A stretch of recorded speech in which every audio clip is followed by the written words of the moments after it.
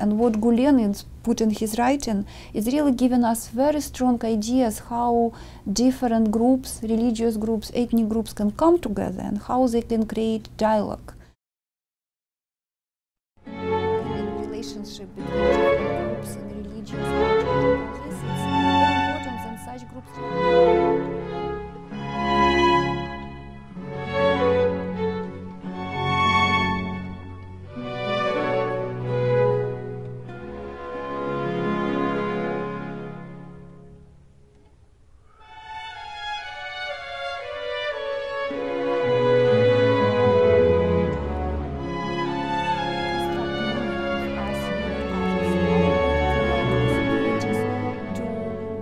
To others.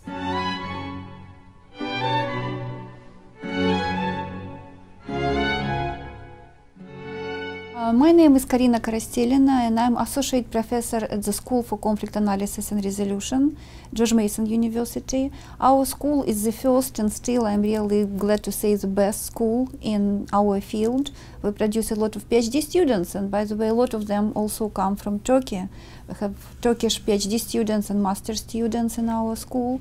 And my major topic is social identity and identity-based conflicts. I study conflicts between different religious groups, ethnic groups, and of course different conflicts which involve values, perceptions, ideas.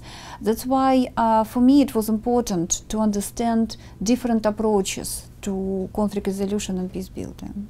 I think what is important about this movement that it really provides a lot of values of peace and tolerance. We know that unfortunately now with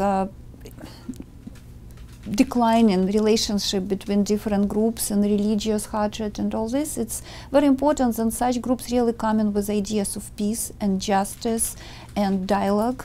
And I think this is what the main values which Hizmet movement is providing are values of tolerance, values of listening to each other, and what is, I think, the most important, they try really to transform it not just to young generation, but they try to form young generation, leaders of young leaders. I think this is the most important about it. It's not just creating values, but it's the most important, it's very proactive in creating leaders who will have best values of tolerance, acceptance, love to different groups. I honestly very impressed what Fethullah Gulen is doing in his writing, in his activities, because our field, conflict analysis and resolution, is usually Western. It was born in Western societies, Europe, United States. Again, as I told, our school is the first one, and pioneering work of John Barton, Liderak, and Galtung, and all these people were really based on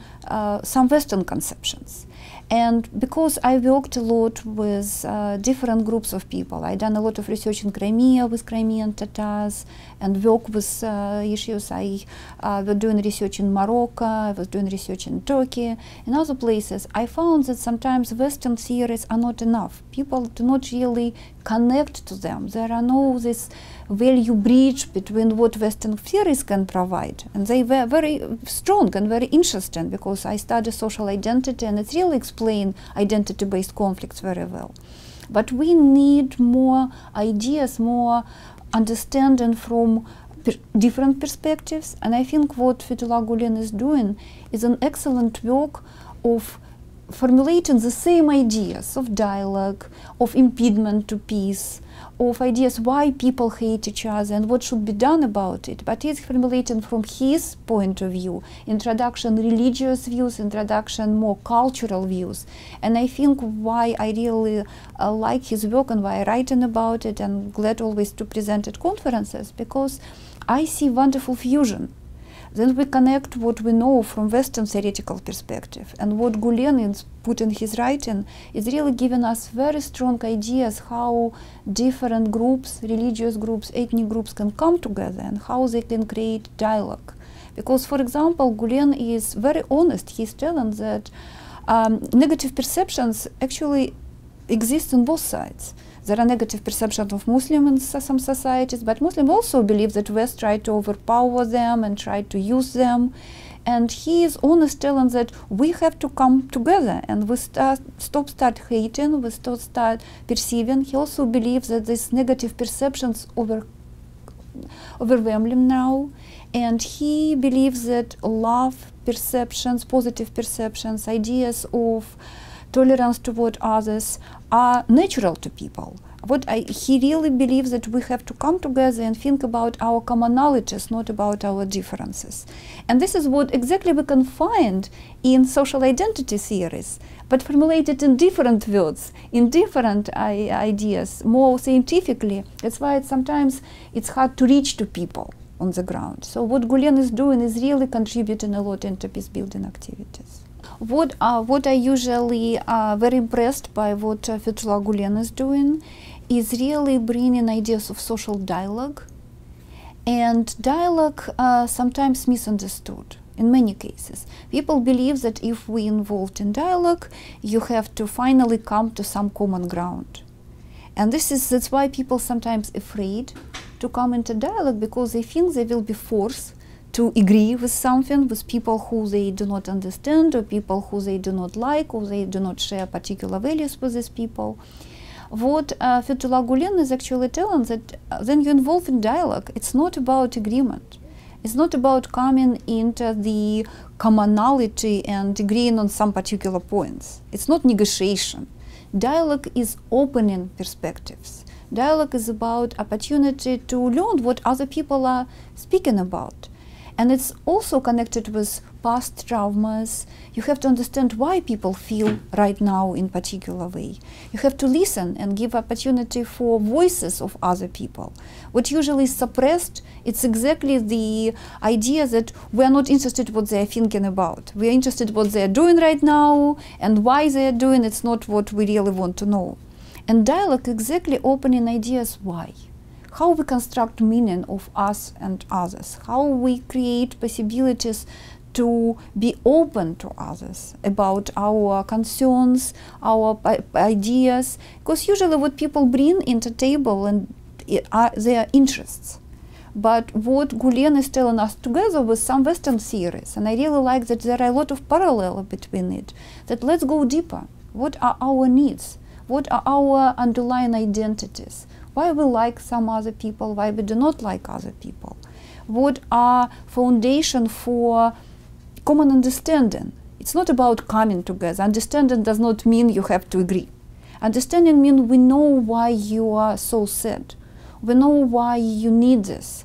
And let's try to see how we can actually coexist in the way that positions, but the most important needs of different groups will be satisfied without getting into space or into rights of other group. And I think what Gulen is really bringing into this discourse of peace building, that religion can be a very good foundations of our openness to other thoughts, other needs, ideas of other people. And this is what I think should be heard by scholars around the globe. I'm really glad to work exactly on the boundary between Western theories, what I'm usually write, and Fethullah Gulen works, and combine them together. And I see it's really providing a lot of great ideas. I remember at one conference that I was presenting, I was asked, but what about religious conflict? And I told, it's not about religious conflict. People do not fight because they belong to different religions. People fight because they belong to different identities. It's about differences between different groups which pursue their own values and goals, and they use religion. People in Northern Ireland do not fight because some religious beliefs, Catholics and Protestants. They fight because they have different economic positions, power positions, but they do use religion as a foundation, as justification for their fighting. It's the same in many other situations. Religion itself does not produce conflict, but religious identity, because it's very sacred, because it really connects us with the future, with the most important values, very easy to involve in conflict, very easy to manipulate, very easy to create hatred based on such religious dogma and so on. And what Gulen is showing us, that do not be manipulated. Really see that religious foundation is love, not hate. You know, the more I study conflict intentions of people, the more I understand that probably one of the most important forces to prevent conflict and to deal with conflict, especially violent conflict, is education. Because the more educated people are, the more comparative perspective they have. And I strongly believe in comparative perspective. Then you can compare different values, position, you can understand them. You don't have to accept them. And Gulen is actually telling you don't have to accept another point of view. What you have to be able to be open to different perspective. Because if people stuck with only their values or their perceptions, they do not accept others. They see them as strange, dangerous, violent. They attribute negative intentions to other groups. But if they are able to come up with understanding of others, and they can have different perspective, but different does not mean bad. And what Gulen is really describing is how important for us to be able to understand different views and be able to live with them. You don't have to accept, again, you just have to live with it and understand there are differences.